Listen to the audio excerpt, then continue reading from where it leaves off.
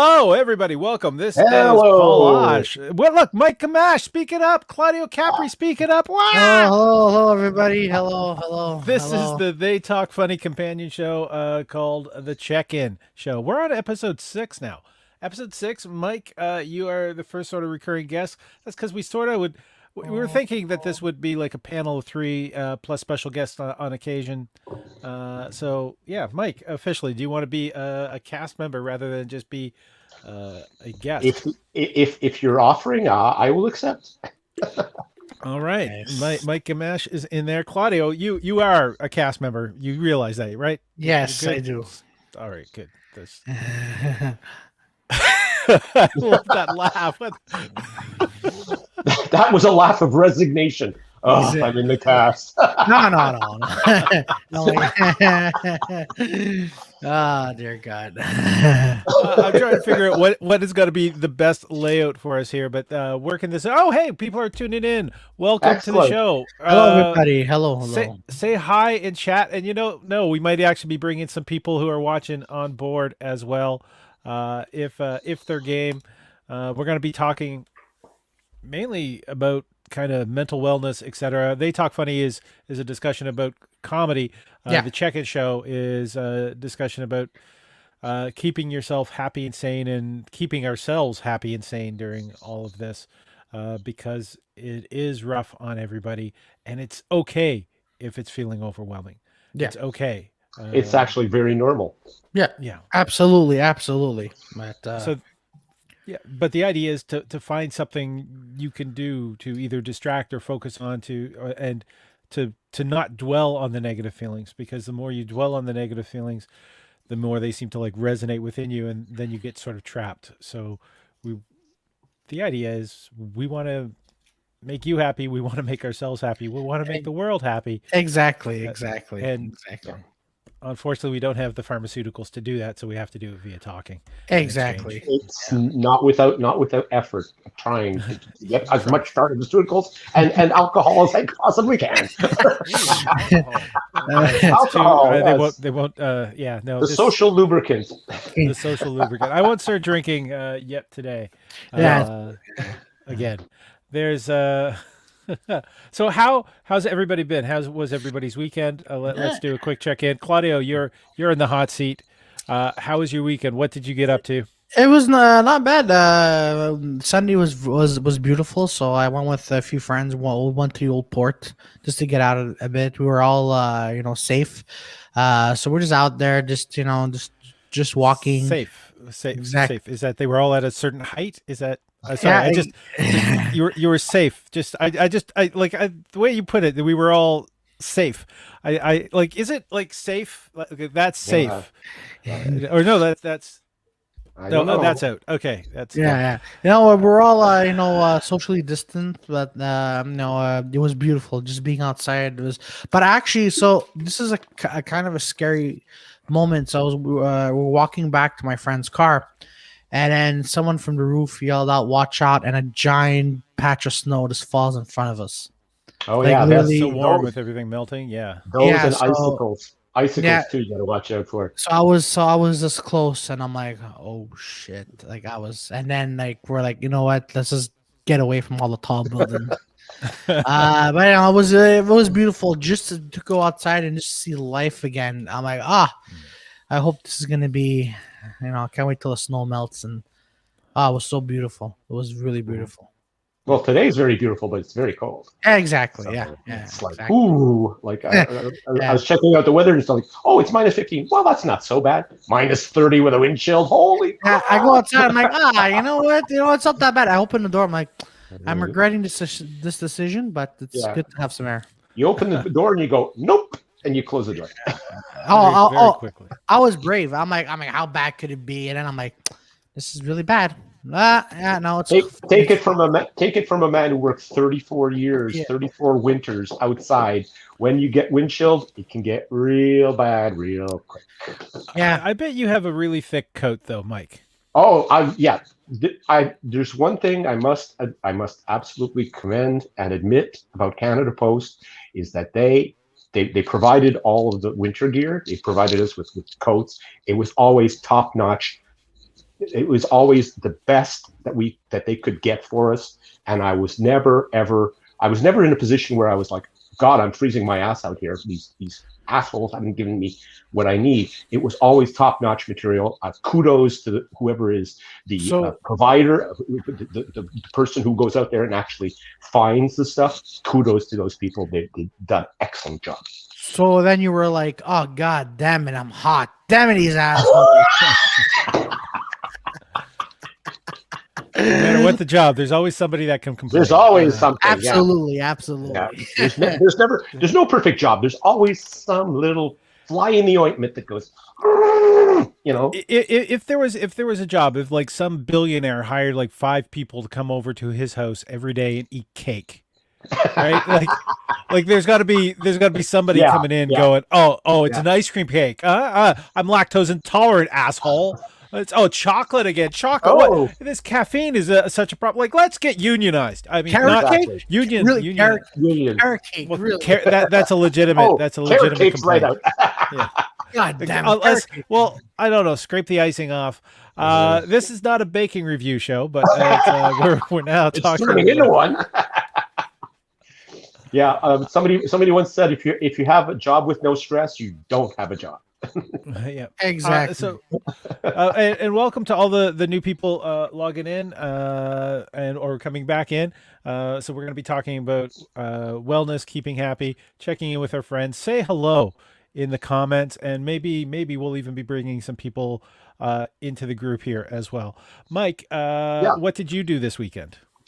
Actually, this weekend was a lot of just stuff around the house, some shopping. I had to this past week, actually on Thursday, when they opened up the first registrations for the COVID vaccine for the elderly, for people who were not in homes and stuff like that.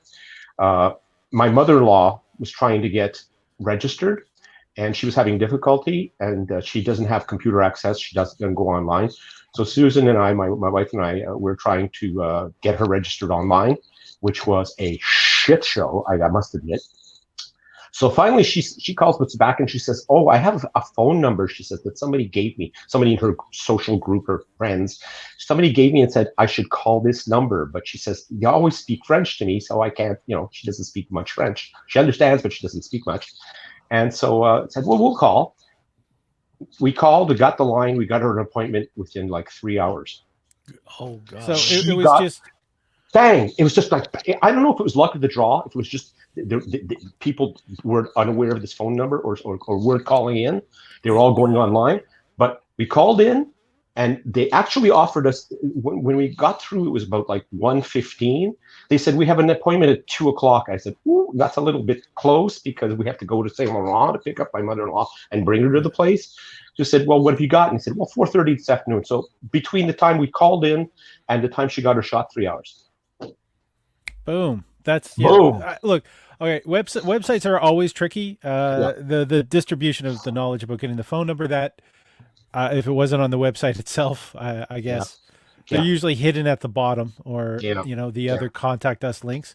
Since that experience, I've heard that the online website they had problems at the beginning, but they've sort of ironed everything out, and apparently it's working very well, very smoothly for the people who are using it. But they also publish now that there are phone numbers that you can call and register. And now, of course, they've lowered the age. Now it's 70 and up. It used to, when they first started, it was 80 and up. Now it's gone down to 70 and up, and I guess I'm in the next group.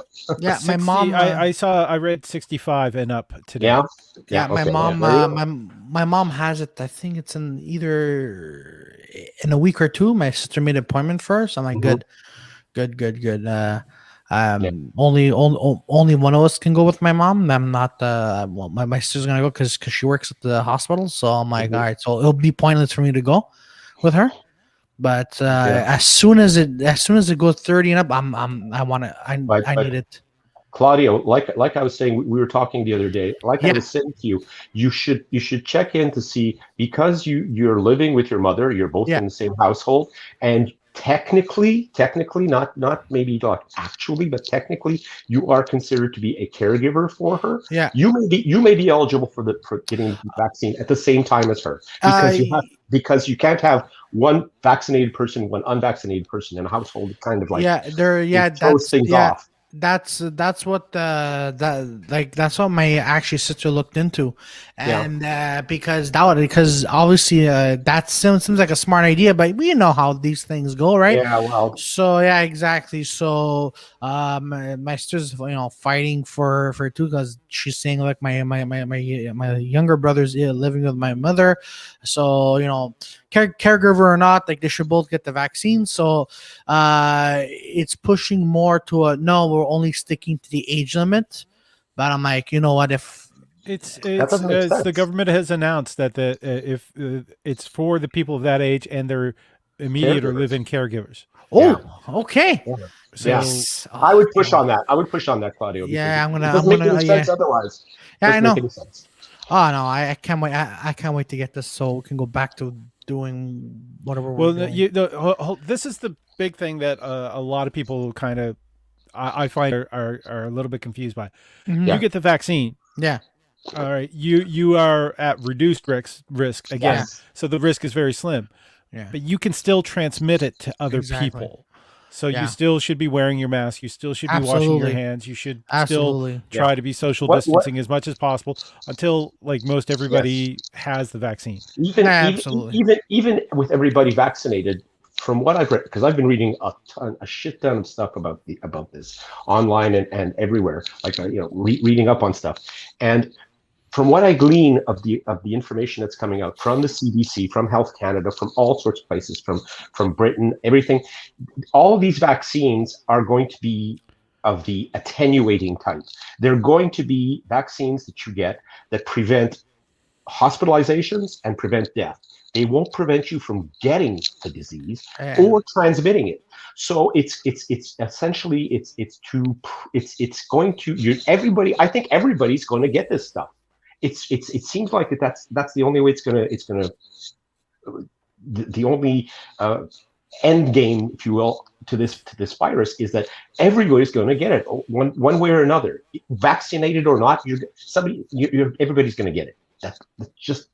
That's the nature of a global pandemic.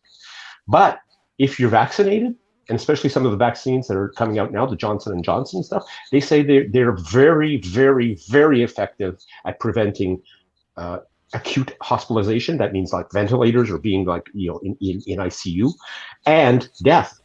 So if it brings it down to where you're going to have the disease, it's going to be mild. Now it'll become more like a typical manageable virus. Yeah. Yes, yeah, exactly. Like the flu. The flu, the vaccine that you get the flu vaccine. It doesn't protect you 100% from getting the flu. You can get the flu; it will be very mild. I've had that experience. Since the early 2000s, because I was a first responder. I was getting the vaccine, and there were seasons where I didn't get the flu at all, and there were seasons where I got it so mildly that it was 2 days it was over. And even those seasons that you did get it, you might have just got it and just never really recognized it. Exactly. It was that mild. Exactly. It sounds so mild. Yeah. The last time, this is gonna sound kind of weird. The last time I had a flu was five Christmases ago, and I would always get like a cold or symptom of fever around Christmas for like the past 10 years. Christmas is the ideal time to for anything contagious to spread. But now I reached that point. I'm like, oh crap! Like I'm coughing.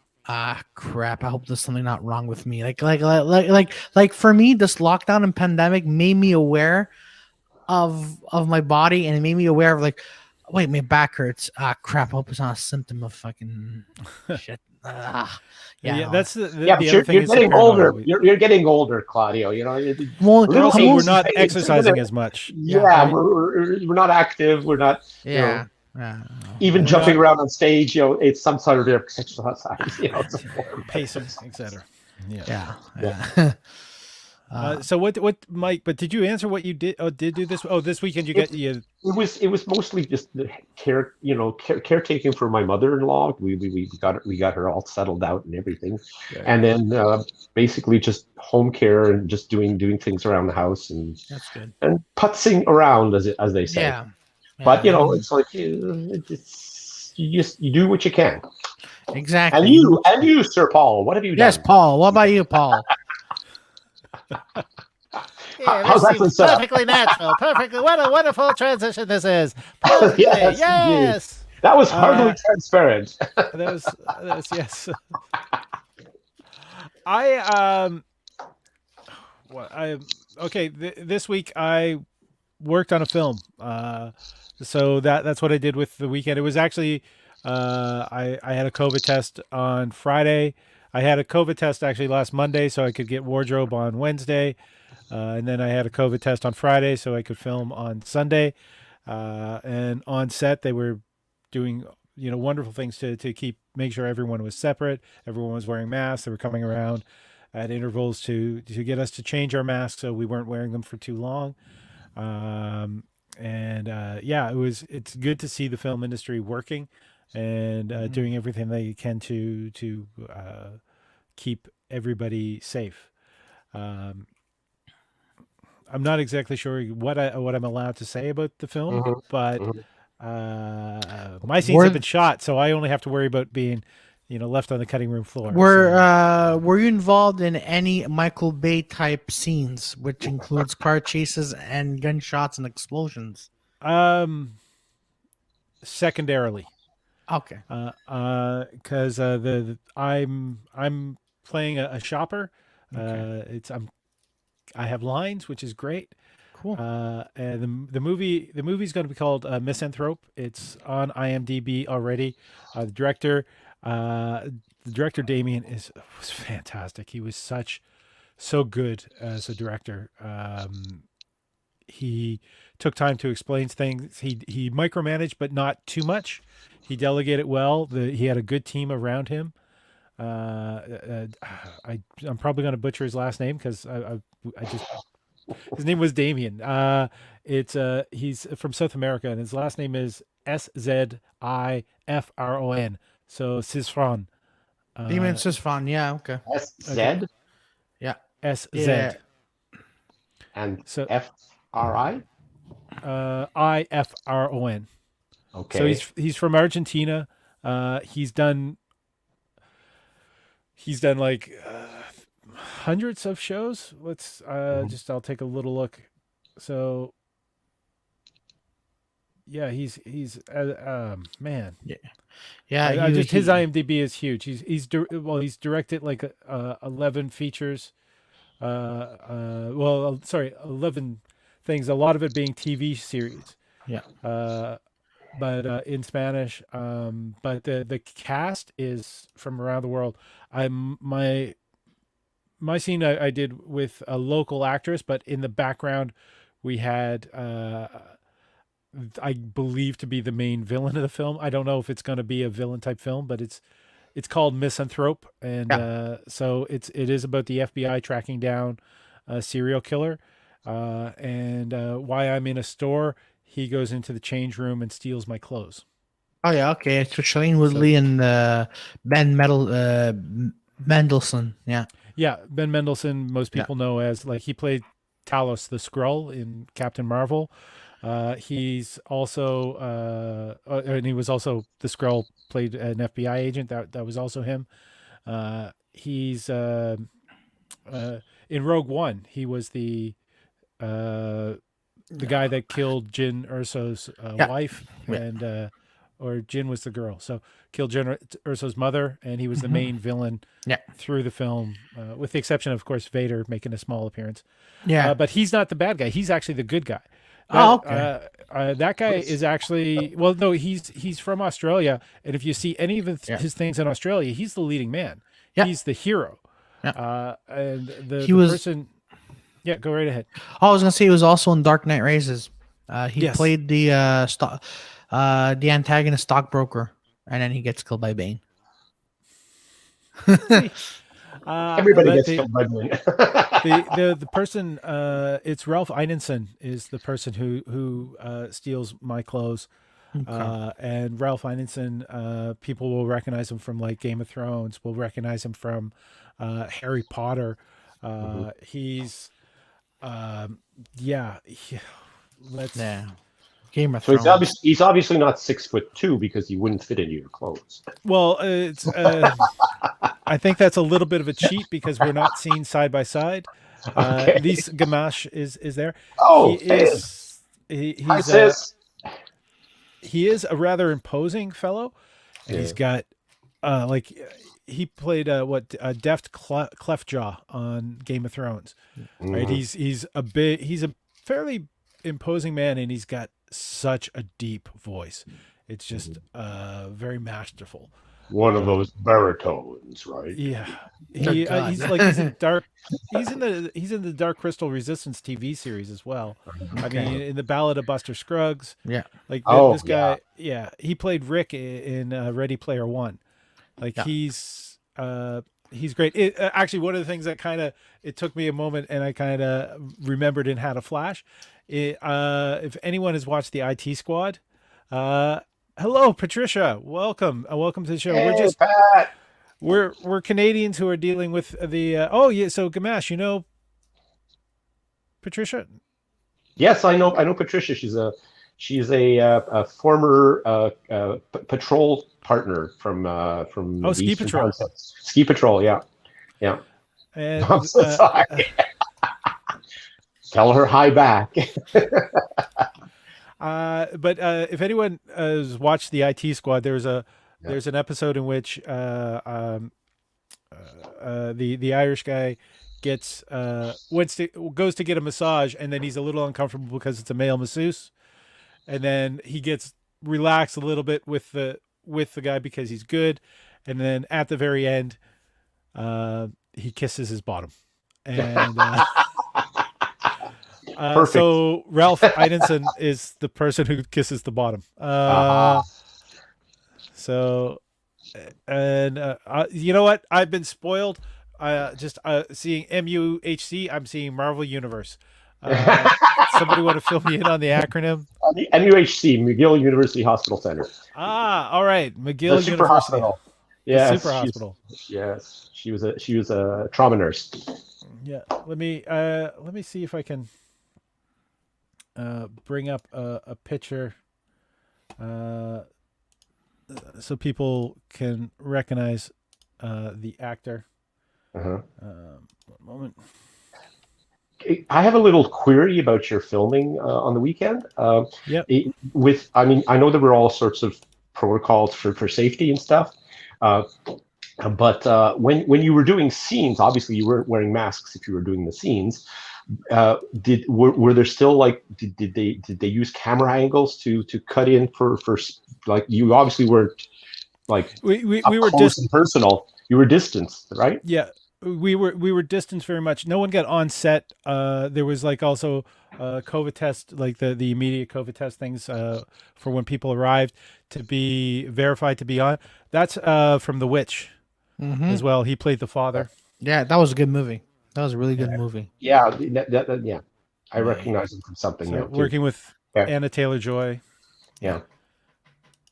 yeah, So there he is from Game of Thrones. right.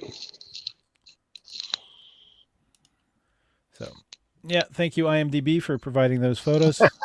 That's a sponsored shout out. Yeah, so that's where he was sort of like the biggest actor Yeah. in the immediate set while I was there. Mhm. I got to trade lines with Kelly Lee, who's a local actress, very good. Mhm. And yeah, we got to improv a little bit. I think that's probably stuff that won't be kind of used. They just kind of needed to show Right, us for the security cameras talking. right. But yeah, we were kept generally distanced. It was at the point it was like when it's roll sound, like Mhm. when sound is speeding up, that's when we take off our masks and then they shoot. Mhm. There was a couple shots that got spoiled because people forgot to take off their masks. I mean, Yeah, that's what I was getting at. Like, did you notice that the procedures, the filming was actually the directors were like working around stuff? Was it a little stilted or anything? Or I think because the protocols have been in place for about a year, the Mhm, industry has slowed down, and mhm. the art of making it, especially with having, because there was at least four different people who were wearing the yellow vests, with like the COVID specialists were walking around, making Right. sure people were switching out their masks, so they weren't on for Hmm. longer than 4 hours. There was Hmm. people making sure that the protocols were being followed. Well, Uh, I guess the insurer would have been people who insure productions like that would definitely want to have control over that, so that you know, barring the unforeseeable, yeah, that somebody doesn't it's come down with COVID and go, yeah, I was filming and you caused me to get sick. yeah, well, it's not just that. I mean, how many millions of dollars can be lost if they can't shoot if one of the main actors Exactly. gets sick? Yeah, Yeah. absolutely. Yeah, yeah. Like, So go ahead, Claudio. oh, I was gonna say like remember the Tom Cruise incident where Yeah, where I think Yeah. it was a second time that they were trying to get the Mission Impossible 8, well, but he just lost his mind because nobody was wearing there masks. was 2 weeks that they had Yeah, stopped shooting yeah, prior yeah. because of that, and it cost millions. Oh yeah, So exactly. Especially when you're putting in your own money for that movie and you find out, hey, this movie's being shut down because people didn't respect the rules. Oh, I get it. I get it. I get it. I auditioned for this back in December. Okay. Okay. And I normally, when I'm auditioning, I hear about it within 2 weeks. And so if I try not to think about the things I auditioned for. So I didn't get it in 2 weeks. I let my agent know, and I cut my hair afterwards. And then I got the role. So it wasn't until like halfway through the day the agent came and said, your hair was longer in your audition tape, wasn't it? So Yeah. but it was it still worked out. They took me. Kind of had to at that point, but it was yeah, it was a really good experience. I was tired. We finished late. I luckily I wrapped earlier because I finished my roles rather than keep me sitting around on set with nothing to do. They just let me go home, and because it was past midnight, it was like asking I needed to get the transfer payments, the not payments, Yeah. the Your letter. transits. Yeah, saying that you could be out after Right. curfew. I mean, Yeah. I was going to be with transit was taking me to transport was taking me to my place, but I just in case we got pulled over by the cops, wanted to have the letter. And this was the thing that kind of scared me, with everything that was stressing and all that, and kind of the relief of finishing it all. uh, I get I get asked, "What's your address?" And You I couldn't. blanked. I blanked. I knew the street number. I didn't know the street name. I've been Ooh, living here yeah. for 5 years, like Okay. 6 years, and I Okay. couldn't think of the name of the street that I was on. And my father had dementia, and so like Ooh. that all of a sudden I was being terrified, and like the extra stress of I can't remember. Oh my goodness, what's this mean? Um, and it just all of a Stress. sudden It's it just was stress. like It's just almost a stress. panic attack at that point. Yeah. Just worried. I mean, like, could you imagine a comedian being on stage going, I can't forget I don't remember this Do joke." you, do you have any ID with your address on it? Driver's license Yeah, that's or what I did. I pulled out my driver's license. I at least, I was panicking, and then I went, oh, hold on, I do have it. I have it. And I pulled out my driver's license so I could read it, and I go, oh, of course it's that street. Uh, Oh yeah, this is where Yeah, this is me. I think Look, I my live picture here. on this card. Yeah, yeah. I think this is me. I'm not sure. Who knows? Yeah, It's also the thing with the like, Yeah, well, again, we're not leaving our homes. Like, I would know how to get there. I was actually giving them directions how to get to my place, but I couldn't give them the address. I couldn't oh tell them yeah, what that. street it was. Yeah, yeah, yeah. And That's fun Well, and risky. it's Oh, these days are such that there are things that we probably would never have imagined that we'd have to do that we are now doing because of the circumstance we find ourselves in. Absolutely, So yeah.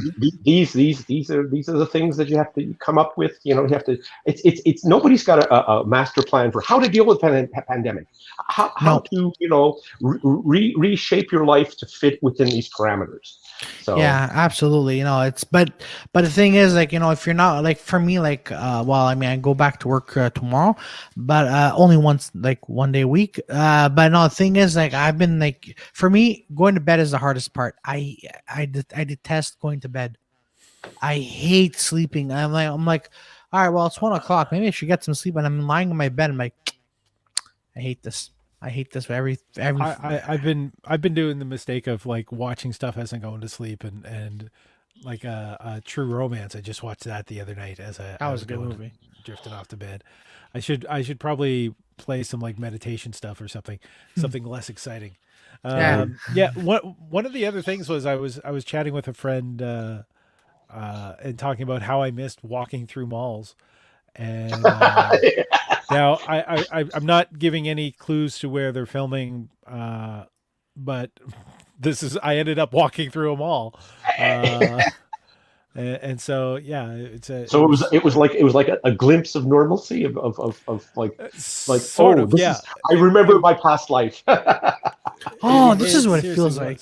Yeah, it sort of Yeah. was, and it also made me think about how smart it is for people to like. There's been a lot of films that have sort of like malls as sort of the center point Yeah. for the scenes. I mean, like Mallrats, of course, Mhm. but which Romero of the Dead movie was it that was in a mall? Uh, Dawn of the Dead. Dawn of the Dead. Like these things, like one of the reasons why is malls are universal right now. Yeah. At this point, at some point, malls are not going to be the thing they are. They have sort of like exploded into this thing. They're boom. You've got this thing in the suburb that people go to and they wander through Yeah. all these down these Mhm. hallways, or they're even in downtown Montreal you have these malls, and they're universal. People see them, and so no matter where you Yeah, are, you they can all you look the can same. identify it immediately. You can just say, yeah, this is where this is happening. Yeah, Yeah. and it's not just that this is where it's happening, but all the big brand stores are all the same in all the malls. So it can be a place near you when Right. you're seeing the movie. Mhm. Just Absolutely. a little bit of an oddity note, Yeah. but seriously though, I was so scared with. I literally was terrified not being able to remember my street name, and I Ah, realize now it was probably I think I, tiredness, I I but think I think Paul, you will come to recognize these with a little bit of time because you're still fairly young. I've You had you I've you had will brain farts before, yes, but but these are what you call senior moments. When you hit 50, they become like not I'm they don't past 50, become. Mike. Yeah, Thank I you. know. good one, Mike. Yes. No, Well, okay. I was sorry, giving Mike. I was Mike, you giving forgot. You I was giving forgot you how old I 47. am. I was giving you 47. I was just trying to be kind here, but yeah, Yeah, no, yeah. no. No. Once you hit 50, yeah, senior moments they creep in. They creep in every once in a while. You get one of these, and it's like, uh, why am I in this room? Like Well, why that's am I in because the garage? you went through the porthole of forgetfulness. Once you Yeah. walk Yes, back through that door, then you yeah, will remember again. yeah. Honey, why am I in the garage with the egg beater? Honey, where am I? All right, I Oh, seriously don't want to talk about you and your wife's sex life, Mike. dear God, dear God, Mike, dear God. Oh! Oh, okay. Just knock the Uh, camera down. There we go. Oh man, oh, what a whisk! Yeah, what a exactly, waste. Yeah, exactly. exactly. Ah man, ah man. So what things in the news have you guys heard that sound positive or negative?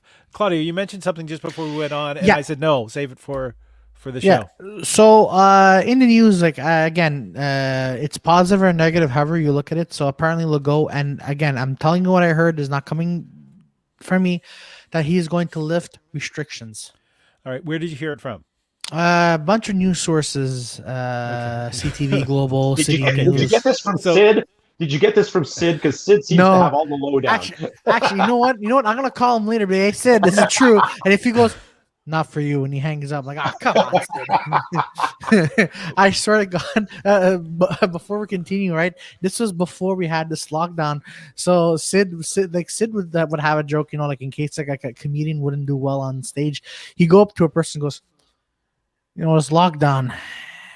It's a good thing it's gonna happen for you. Huh?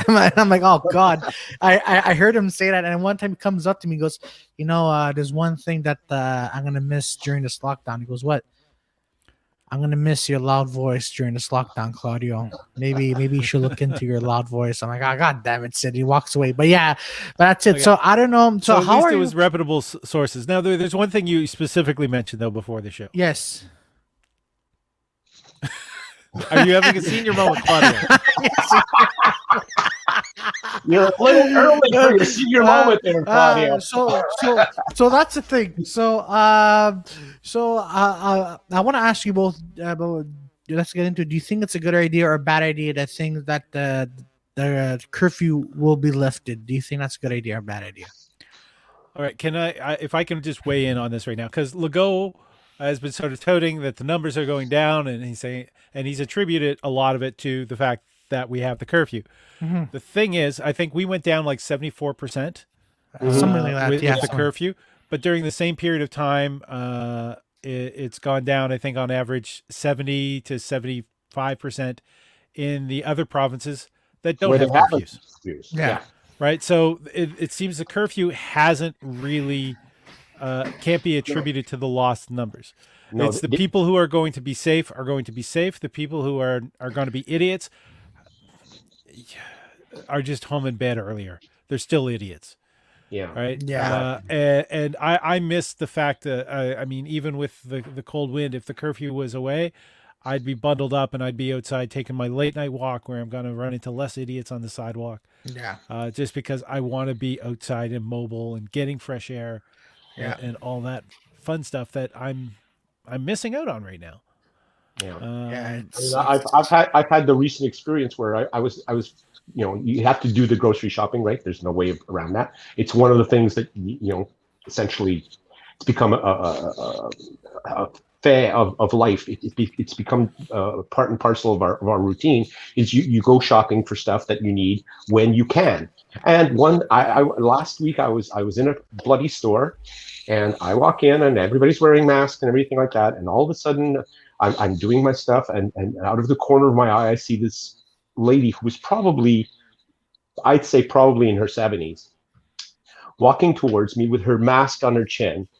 And I just say to her, ma'am, please put your mask up on your face. And she gets all offended and says, oh, we wouldn't want to spread typhoid. So she puts her mask up, and I thought, okay, fine, I've got her to typhoid. Fuck? Yeah, typhoid. I mean, okay, yeah. Typhoid Marys. It's an old reference, but anyways, so I go on. I go to do the rest of my stuff. I'm heading towards the cash registers. Who do I see? This old lady with her mask down around her chin. It's like, the people who just don't get it don't get it. There's nothing you can say to them that will the light bulb just doesn't go on. No. The light bulb's burned out, and there's no putting. You can't put enough juice in it to light it up again. Like, they don't see the bright light that's in front of my laptop right now. No, they don't see that signal as bright as I do right now. But no, you're right. It's just I hate this, and then that's why sorry. There's two classifications though. There's the people who don't get it or overly casual. And then the people who feel like they're making a stand. Yeah. Oh, that's what I hate. I hate people who try to make a stand. There's been like people. There's like you hear the horror stories about people trying to take the masks off other people. Yeah. Oh my I God. can't hear you when they reach for the mask. I'm waiting. They can hear. Yeah. But they're trying to. Nobody ever. That to me is a domestic terrorist. Yeah. Yes, exactly. Nobody ever better try that with me. Question for you both. I'm not a violent man, but my God, I'm gonna deck the guy. Yeah. Question for you. So if someone comes up to me and does that, do I have the right to deck him in the face? Well, if they You don't touch you have the first, right. Yeah, if they touch you first, Yeah, if they, okay. So or like, the if, also it can be, self-defense. yeah, it's self-defense at that Okay. point. I would, Okay. in the States, I'm just wondering, if stand and deliver laws would cover you.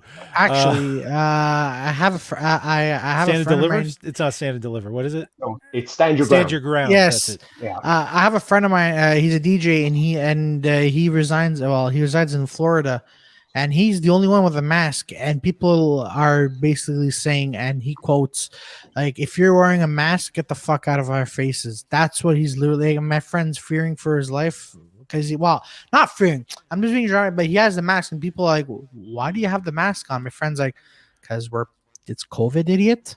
You know. It's just but I want to wait to the day. I really cannot wait until someone tries to take the mask off. The day will come, my friends. No. No. No. I personally can wait. I can wait very long. Yeah. Yeah. If somebody came towards me with like holding out their hand, reaching for it, I would back away so fast. And anything within reach that I could grab to fend them off. I mean, if it was like anything, a broom, something, I'd be swinging at it like, get back, buddy. We're back Get to zombie movies. We're back to zombie movies. It happened to a friend of mine actually. Someone tried to take his mask off, and then he just decked him in the face. Actually, decked him in the nose, and the guy goes, "Oh, what's wrong with you?" And he's like, "You're trying to take the mask off my face, so this is the medicine that you get for decking." And he decked him another time because I'm like, "Yeah, well, this is for next time, so you remember not to You can see touch it." Claudio is very serious about this because even his microphone's wearing a mask. Exactly. Yeah, it does. Yeah. That microphone now has the right to deck you. Fuck, guys. Post lockdown, Claudio's got to come back with a couple teeth missing. You're gonna have to boil that microphone now. Actually, I got to wash it in lukewarm after, so I'm gonna do that eventually. Oh man. So, anyways, we were all set. We were going to be talking about coping mechanisms and stuff. What are some of the coping mechanisms you guys have? All right, one of you apart from decking people, which seems like a very good idea. Claudio sounds like he's laughing and masturbating at the same time. The way he laughs is. I just want to point this out that anxiety. Sorry, I just want to point out. I want to point out with that. If that is how you laugh when you masturbate, then I think that's indicative of a large penis. Just like it's a 3 tilt back. So it was a compliment there. I know. I'm like, all right, perfect. No, but he lost a ha. God damn it! No, shrinkage. It's cold. Go ahead, Claudio. Sorry. That's all right. That's all right. No, honestly, For like those you watching, we apologize. Oh no, don't apologize. We actually need some jokes at these days and age. No, but I just want to say, like, anxiety is a very powerful thing. And it messes with your head, and it just tells you, it makes you want to believe that you think you have something that you're not. So for my coping mechanism is just, stay calm, but then it always comes back to, oh crap, it's coming back. No, it's only in your head. So for these last few weeks, I haven't been sleeping very well. I'm trying to, brighten myself by doing all these podcasts and to talking to everyone, but I'm like, you know what, like, I can't wait to get out, like, go back to my daily routines because anxiety is getting to me right now, and it's not pleasant. Let's just say I had a scare, and it was only in my head, but now I'm okay. I think I'm okay. I should be okay. Yeah, I'm out there, so I'm doing good. So you're just sort of like trying to just calm everything down and just stay level on this? Okay. because I thought I had ulcers, but I'm like, and then I called 811, and they're like, I told them what I had, even with my hernia stuff, and like, no, you're fine. Basically they won't let me see a doctor because I'm okay. I'm not critical enough. I'm like, I think one day I will be critical. Do you have abdominal pain as well? No. Or okay, then yeah, it also. This is a weird thing. Is I know when I was younger, I kind of got freaked out not realizing that I was eating a lot of food that had red food dye. Yeah, And beets. yeah, and The dreaded so beets. Yeah, yeah. I kind of got like nervous kind of for no Hmm. reason. So Hmm. Hmm. that's also Oh. if you're not having physical pain, then that could be a reason. Hmm. Um, so yeah, that's it. Yeah. What are you using for coping, Mike? Yeah, Mike. What do you? Well, apart from copious amounts of alcohol, Yeah. no, actually, I'm actually Alcohol. I'm making a joke. I'm making a joke, but actually, I have one of the things that this pandemic has shown me is that I have no propensity for becoming an alcoholic because I have wine every once in a while and I have a beer when I've shoveled my driveway, but I have not been relying on alcohol to medicate myself. So no, I've just been sort of like keeping aware, keeping abreast of developments, trying to be positive about the progression, if you will, of this pandemic. Because one thing that a lot of people seem to overlook is that despite the fact that there's some horror stories, there are some really bad places where they've had all sorts of take just as the example of the United States, they've had 500,000 people die there. Um, Different places have been dealing with it in different ways and with different degrees of of success. But here in Canada, I think that we've been doing okay. We haven't been doing fantastic. There's other places like New Zealand, Australia, where they shut down everything, got really on top of things and practically eliminated it. We're still sort of like at the whims of societal norms and adherence to the health measures and stuff like that. So we're sort of like still vulnerable to it, but by and large, we haven't been devastated by it. Like the states, like Brazil, like places like India, like there's England has had a really tough time of it. There's been areas of Europe that's really, I mean, we have a country that I think one of our saving graces is that although we have very, very large centers of population that are very concentrated, we do have, by and large, have a lot of space in Canada. A lot of people live not crowded, cheek by jowl. We're not in a situation like Taiwan where there's like 10,000 people per square kilometer. It's like there's an ability to maintain that social distancing that is required for the mitigation of the disease. So I feel that there's a positive aspect that people are overlooking, that we're handling it better than the naysayers are saying. People who just say, oh, it's terrible, terrible, and these mitigation things aren't doing anything, and what's the use of masks and all that stuff. We're actually doing better, I think, than I expected, and that's what I'm taking as my coping. I feel that we're going to get through this just fine. I also like today I actually watched the government of Canada question, like the ministers of health, Mm-hmm. the minister and the deputy minister, as well as major the guy in charge of distribution, the military guy in charge of Right. distribution. Yeah. I watched their little question period and their update this morning, and one of the things that, like you mentioned, New Zealand.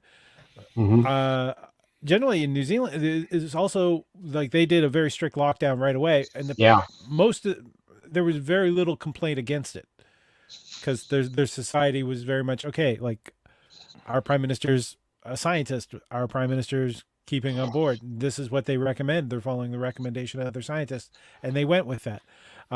But as was mentioned today in today's briefing or COVID briefing, um, and don't forget, this is not a reliable news source. Double check everything that we say. I want Mm-hmm. to say that too. Yeah. That's the other thing that sort of mitigates any kind of panicking is double checking, and don't double check to, like, if you're watching some Breitbart news, don't go over to whatever CPAC or whatever those Exactly. things are QAnon. to double Yeah. check. Yeah, don't check with There you go. QAnon. Check with reputable sources. Yeah, exactly. 'Cause- Uh, yeah. but yeah, one of the things that they noted was like even like in the provinces of Canada that had dealt with it fairly well, now with the new variants, they're beginning to get hit harder, Mhm. and even New Zealand, which had dealt with it well, now has they're getting their first serious wave, right? Right. Which is their serious wave is not what we already experienced, but it's Yeah, more serious for them than what they have. So even with all the protections, all the trials, all the everything that's being done, there's still risk. yeah, And I'm absolutely. not saying that to be a fear monger. I'm just saying that to let people know to sort of like be cautious. Yeah, Don't think that because okay, we've gone this far, we now have vaccines, then we can absolutely. Yeah. run around and like it's spring break in Florida. Yeah. Which Oh, Hell no. oh dear God. Oh yeah. dear God. No. Like I'm watching those. Like I see those pictures and videos from Florida, and I'm like, These people just don't get it. They just, yeah, they it's. don't. They There, don't. They there, really don't. I think that there are some people who, regardless of, you could give them, a literally a ton of paper with information on it that says take this seriously. This is something life threatening. Be aware.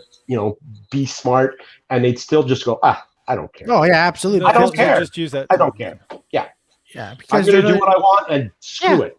because they're Yeah. like, oh, it's invading my freedom of privacy. I'm like, oh, you know what? You're harming not only, well, I mean, no, not only because you put yourself at risk, but you're harming everyone else around you. And those people And the they have people that they come in contact with. exactly. You know what? I got like for that. Honestly, at first, I'm like, oh, you know what? I have no pity. I had pity for them, but now I'm like, you know what? This is gonna sound a little evil, but I hope you Mhm. both understand what I'm gonna say. Is like, you know what? Then at this point, you know what? If y'all want to keep acting like this, go ahead. Hope everyone There, gets it. They there, just there- yeah. oh no, go ahead. No, there was this reminds me of there was a television advertisement in the I think it was in the mid 70s for Oh. a shampoo, a hair product, They tell two and friends and they tell two friends and so on and so so on on and and so so on. on and so It's on. like Yeah. that's basically how this stuff works. It's Mhm. it's exponential. As soon as one person spreads it to another person, that person spreads it to other people, and it just builds. And people just they seem to think like, well, it's not so bad. It's like I remember I remember in one I think it was a math class where hello. Yeah. Yep. You We're still still hear here. me? You Okay, okay, yeah. Were you getting okay. a call? No, I was getting like sort of weird feedback. Weird feedback. Is that me? I Possibly. heard it. Okay, okay. Maybe I'm doing something that I shouldn't be doing. I don't know. I'm not technically, but I remember a math class where a guy was saying to teach us about exponentials. The math teacher said, "I will give you 1 penny, and then I will double it every day." So 1 penny, then plus 2 pennies, plus 4 pennies, plus 8 pennies, plus 60. You double it every day. At the end of 30 days, he's giving you $1 million. Hmm. Over a I million dollars. I Hmm. never realized you were paid to go to school, Mike. What No, school was How that? can I get into that point? Like, we find out then the tuition fee happens to be 3 yeah, billion, exactly. but 3 million, yeah. 3 billion. But it was But it's only it for a was month just they do that. yeah. It was to teach you the power of exponential Yeah. Growth. multiplication. Like progression. So Hmm. and it's like it was very very clear that this gets out of hand very quickly. Absolutely.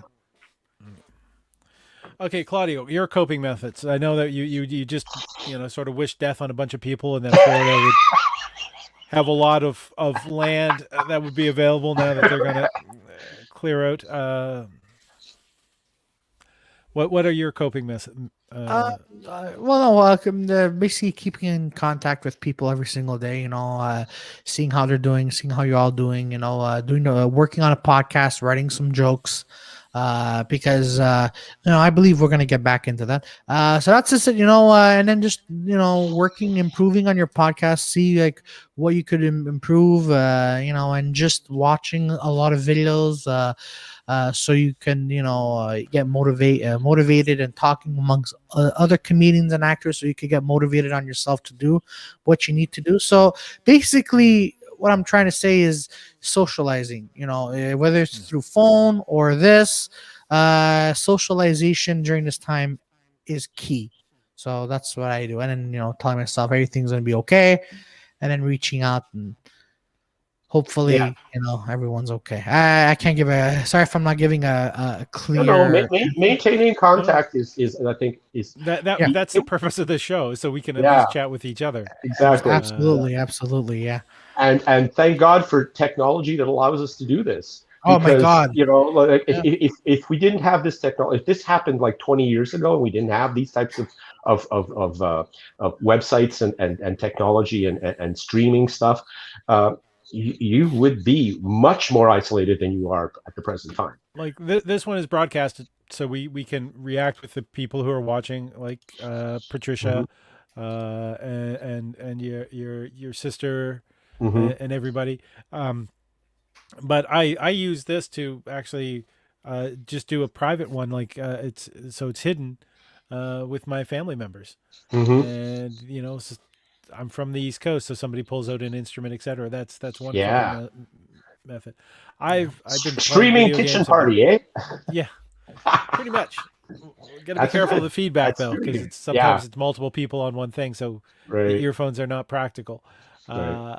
And yeah, so there's that. There's doing the podcast, doing well, all the different things that I do, just to kind of remind people. I mean, there's the check-in. Last week we had Heather Ragnar's in, Mm-hmm. uh, and tonight, 8 p.m. Eastern Standard Time, the They Talk Funny. We're going to be talking specifically about comedy and comedy writing, as well as what they've been doing this year. I've got Pete Zedlacker on. Oh yeah. So Pete is, he's been Canadian comic of the year a couple I've caught times. him He's a couple of nominated. times in shows, Yeah, and very good yeah, guy. Yep. Very good very very good guy.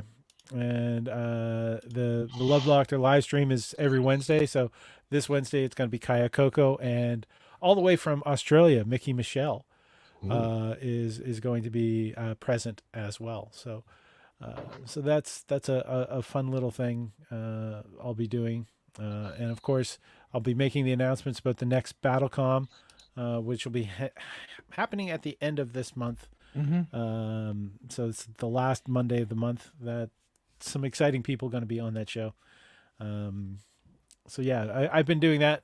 I've been watching movies. I've been going through checklist of movies that it's been a long time since I've watched, or ones that I felt I should have watched and haven't watched yet. Mm-hmm. So I went and I've done that, which has been yeah. There was so much of True Romance I didn't even remember. Like, I remember the big scenes, but some of the little scenes, there's so much good subtle stuff. Tarantino wrote that, right? Yeah, So, yeah. Tarantino wrote that, and Tony Scott directed it. yeah, so it's a good film. Yeah, it was. But yeah, and of course, keeping up on all the geek stuff with like WandaVision and just I'm more excited for the Winter Falcon and Soldier. Winter. Yeah, Falcon and Winter. Yeah, I'm much more excited for that one. Mm. WandaVision. I've been I Finale is this Friday. I'm Yeah. gonna be super excited for that, because apparently the budget for that one episode is apparently about equal to the rest of the series. yeah, and there's not going to be a season 2. That was the original plan, but Feige has kind of. Yeah, but also another Marvel film around this topic. I'm excited for Blade. I'm really curious how Marshala Ali is going to be portraying next year. Next year, I thought that was like a 2023. 2022, 2023. Because I remember watching the Blades. I'm like, oh my god, how The Wesley cheesy they are. Snipes? Yeah. Oh my god, how cheesy. They sort of made it. made them think, hey, we can make superhero films for adults. They don't have to be kiddie stuff. Yeah, but Blade Trinity's my like I don't care what anyone says, but Blade Trinity is by far my favorite Blade film. I don't know why. It's I don't know why it's so bad that it's good. I'm enjoying it. One of those, huh? Like, Well, okay. Man, we've been at it for an hour already, and that's usually our line. I want to just toss it there about Blade Trinity.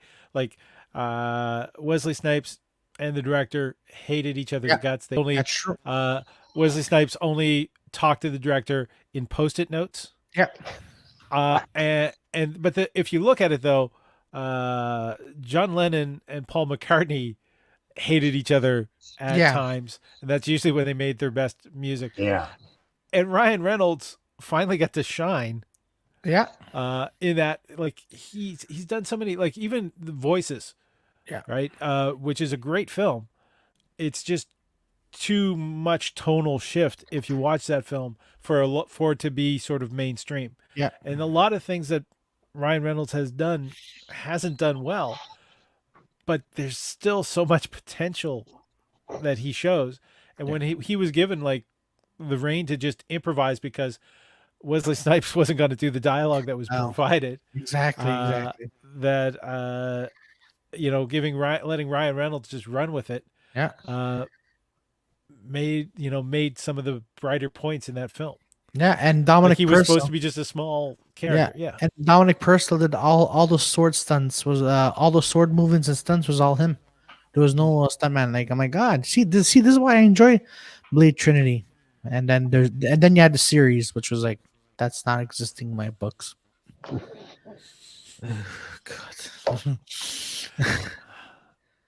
All right, so homework. What's something that each of you want to watch or have the others of us watch this week so we can talk about next week? Because we were talking about entertainment and distractions. Yeah. Go ahead, Mike, if you have one. Well, I've been my entertainment. There's stuff I've watched on Netflix. There's recent stuff, recent series and stuff like that. But my go-to for just personally, just by myself, is I go back and I revisit classic comedy stuff. I either comedy, like stand-up specials or movies. I'll revisit like A Fish Called Wanda. I'll revisit Life of Brian. I've always loved Life of Brian because I've watched it maybe that and Die Hard is my Christmas movies. I've watched Life of Brian maybe 20 times, and every single time I've watched it, I've picked out something new. I've picked out something that I missed the first time, the second time, the third, the 19th time. I still missed it, and then on the 20th time, they're like, "Oh my god, they put that joke in there, and they pulled it off, and it's like it's perfect, And there's still like little gems all through the damn movie. There's little background things that you go, "Oh fuck, I had never noticed that before." All right, so Life of Brian, we're going to be discussing that one next week. Nice. Claudio. I've been looking at a lot of classic films like Hitchcock, Jean Truffaut, like a lot of classic Hitchcock films like 39 Steps, The Lodger, Vertigo, North by Northwest, and a few other classic, The Rope that he's made, Dial M for Murder. And every time like I see Hitchcock, I always tell myself that he is ahead of his time. And I find like, for the aesthetics of the film is just wonderful, and that's what I love about Hitchcock. And then there's one called not Suspiria, but it's something similar. I'll get back to it next week. Well, but that's not Hitchcock's Suspiria, but no. It's not Suspiria. It sounds similar to Suspiria, but basically it's a film where it's set in London, and a bomb is going to go off at a local London theater, and there's like people have like 40 to an hour to figure out where this bomb is. It came out in the 1930s. I'll get back to the title next week. Then also for some Orson Welles films that from my favorite one is no, it's not. It's not the main one everyone talks about, but I like Touch of Evil with Charlton Heston.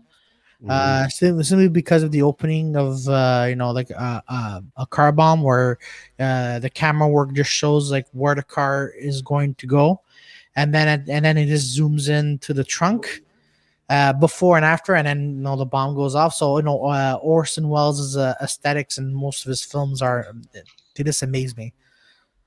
Okay. All right. If we were going to choose a Hitchcock film, so we'll come up with 3. We'll ask people. We'll do a little poll and have people choose which one we're supposed to watch by next week. But how would you go with Trouble with Harry? Trouble with Harry. With the Trouble with Harry, that's Hitchcock doing comedy.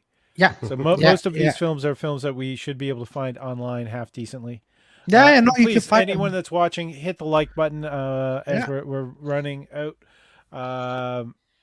There is, I think that's some good stuff. I'm going to be watching WandaVision finale for sure. Enjoy it. Enjoy it. Nice. Chernobyl's really good. Yeah. Chernobyl. That Ralph Ineson is also in Chernobyl. That's sorry, that was the actor from Misanthrope who. Spoilers, I guess. Yeah, Chernobyl's really holy crap. I only saw the first 2 episodes and I'm like, oh my god, this is intense. This is intense. But yeah. All right. Do we here? Okay. Final question. Look, we're over time.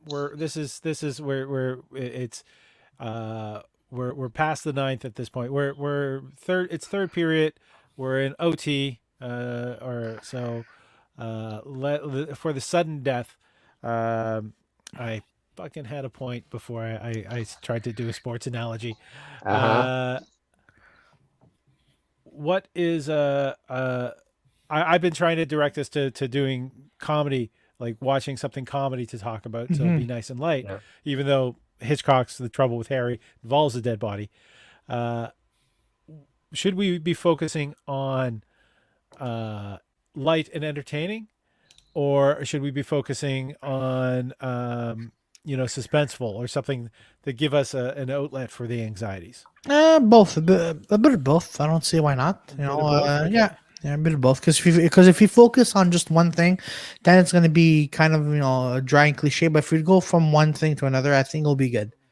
Because sort of rotating from arm day to leg day, and make sure damn right as well. Damn right, you can never forget leg day. Do I look like? We really look like guys who do a lot of exercise. We're sports guys, really. Like, we are. Sorry, Mr. Ski Patrol over there. My God. Look, you have Mike Gamache. You have done something that is so sports-like. There's actually a movie with the title of it. Yes.